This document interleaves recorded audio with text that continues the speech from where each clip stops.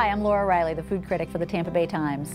Every year in January I do a kind of a year in review top restaurant story, and usually it's 50. This year I've changed it up and it's 100 restaurants, and there's some good reasons for that. It really was a monster year for restaurant growth and the food scene in the Tampa Bay area, and a year where everyone else in the country started to wise up to us being a dining destination. It was a year that we got a lot of food halls, so we started with the hall in Franklin and then got Tampa Heights, the Armature Works area there, and Sparkman Wharf opened at the end of the year. So it really was kind of a dynamic year for that real national trend to develop here. It was also a year where celebrity chefs from around the country started turning their sights on Tampa Bay. So we got some people like Fabio Viviani setting up shop with his osteria.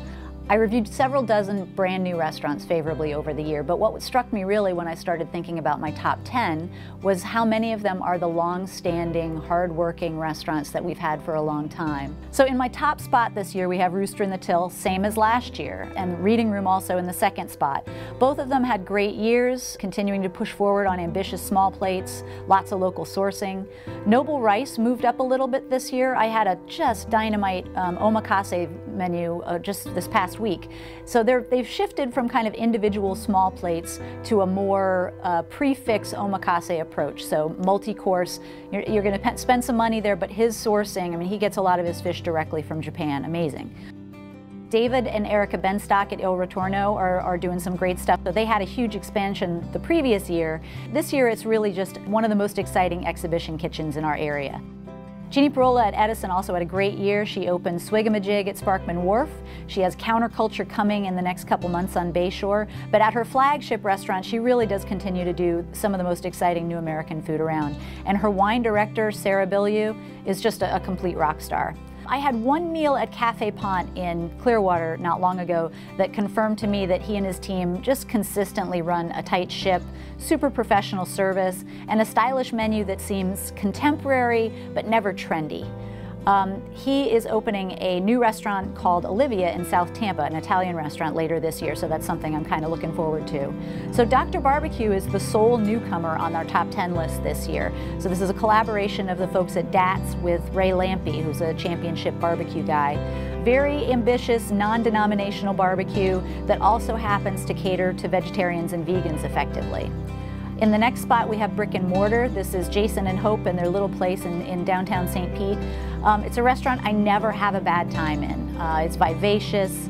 It seems very community-minded, kind of funky, kind of small. A good price point that feels just completely right midweek. It's not a splurge. In the next spot, Ichikoro Ane burst onto the scene at the end of 2017 in the Station House complex. And it really builds on what Noel Cruz, Brandon Lentz, Robert Vergara, and Karem Koka did at Ichikoro in Seminole Heights. This is a bigger, grander, kind of more glamorous restaurant than their Seminole Heights location. Lots of late night, lots of like little black dresses, late night kind of thing. I love the ramen there, but it's the snacks and the skewers that are the things that kind of I crave from time to time.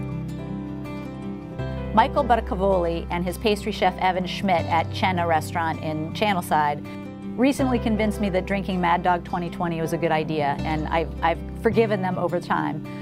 This is a really wonderful, kind of mature Italian restaurant in the Channel District, really known for its pastas and risottos. So the rest of the 90 restaurants I wrote about this year have some great offerings, and I broke them down into categories. So, where to take your dog, where to pop the question, that kind of thing. So something a little different this year.